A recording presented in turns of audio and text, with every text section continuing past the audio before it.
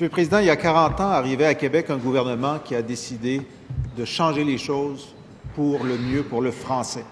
Faire en sorte que les salariés aient le droit de travailler en français. Faire en sorte que les consommateurs aient le droit d'être servis en français. Cela a donné un changement magistral de la situation du français au Québec. Et ça a été fait contre le vœu du Parti libéral du Québec qui s'est opposé à la loi 101 avec la dernière énergie. Aujourd'hui, on voit un retour des choses, malheureux, un déclin. On se rend compte que la proportion des Québécois qui parlent principalement le français au travail est passée des 3/4 à moins des 2/3 il y a quelques années.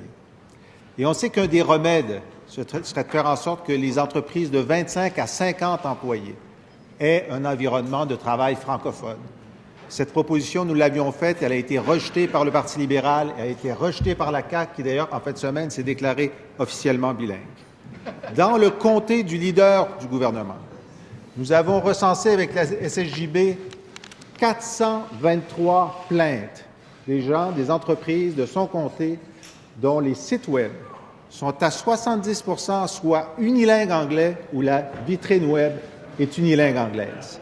Est-ce que ce n'est pas le résultat de l'effet libéral de ne pas bien défendre le français au Québec?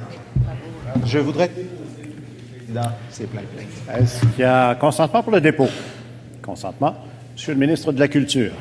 Oui, merci beaucoup, Monsieur le Président. Tout d'abord, un petit peu d'histoire. Je veux juste rappeler au chef de l'opposition officielle que le premier parti qui a reconnu le français comme la langue officielle au Québec, c'est le Parti libéral du Québec sous Robert Bourassa. Alors ça, je pense qu'il faut le reconnaître également, M. Bourassa.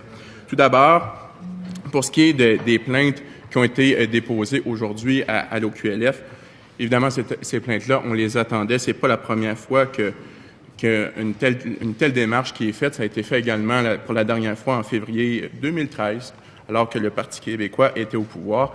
Maintenant, ces plaintes-là vont être reçues, analysées avec diligence par le personnel compétent de l'Office québécois à la langue française. Et si jamais les plaintes sont justifiées, il y a un suivi très approprié qui va y être accordé, Monsieur le Président. Je dois vous rappeler que dans 98 % des cas, ce type de situation-là se règle par l'accompagnement. Et c'est comme ça qu'on va procéder également pour les plaintes qui ont été déposées aujourd'hui, Monsieur le Président. Première question complémentaire, Monsieur le chef de l'opposition. Comment se fait-il que 1000 entreprises, 70 % d'entre elles ont décidé que ce serait normal d'avoir un site unilingue anglaise? C'est qu'ils voient les signaux du Parti libéral. D'abord, le premier ministre qui dit que c'est important que tout le monde sur la chaîne de montage parle anglais au cas où il y aurait un acheteur anglophone. Et ils ont vu la baisse des budgets de l'OQLF par ce gouvernement-là. Absolument. Ils se disent, on ne se fera pas prendre, ça les intéresse pas, ils baissent les budgets, il y a moins d'inspections. Quand allez-vous rétablir les budgets au niveau où vous les avez? S'il vous plaît, Monsieur le ministre de la Culture. Bien, moi, j'ai une question, le chef de l'opposition officielle, Monsieur le Président. Il était où le 17 mars dernier, lorsque le collègue, le ministre des Finances, aura annoncé une hausse de 11,5 % du budget dédié à la protection et à la promotion de la langue française? C'est un sommet dans l'histoire du Québec, Monsieur le Président. Alors, je l'ai déjà dit dans cette Chambre, ils n'ont pas le monopole de l'amour de la langue française. On est 125 députés ici. Nous sommes fiers de la langue. Nous posons des gestes concrets pour la promouvoir et nous allons continuer à le faire, Monsieur le Président. S'il vous plaît. Deuxième complémentaire, Monsieur le chef de l'opposition. Le premier ministre en fin de semaine. S'il tient à l'amour de la langue française, qui rétablissent les budgets au niveau d'avant, qui remettent les 4 millions de dollars en francisation des entreprises et qu'il accepte notre proposition, qui avait été rejetée par la CAQ et le Parti libéral, de faire en sorte que les offres d'emploi qui requièrent l'anglais soient justifiées.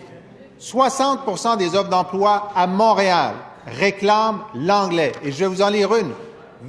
Pour la vice-présidence, vente et opération d'une grande entreprise montréalaise, une bonne connaissance du français. Monsieur le ministre de la Culture. La Charte de la langue française, elle est très, très claire, Monsieur le Président. Les entreprises peuvent seulement exiger la connaissance de l'anglais lorsque c'est requis. La langue de travail au Québec, c'est le français. Le chef de l'opposition officielle parle des petites entreprises. Il doit savoir que depuis 2008, une stratégie commune qui est en place pour le Grand Montréal qui donne des résultats qui visent les petites et moyennes entreprises, donc celles qui sont de moins de 50 employés. Et je peux vous dire que ça a donné des résultats et l'argent que nous avons obtenu dans le dernier budget va justement servir à bonifier cette prochaine version que nous allons voir de la stratégie commune et que nous allons annoncer au cours des prochaines semaines, Monsieur le Président. Troisième complémentaire, Monsieur le chef d'opposition. Comme son premier ministre, le ministre est dans le déni. En 2012, 60% des demandes d'emploi, des offres d'emploi à Montréal demandaient l'anglais.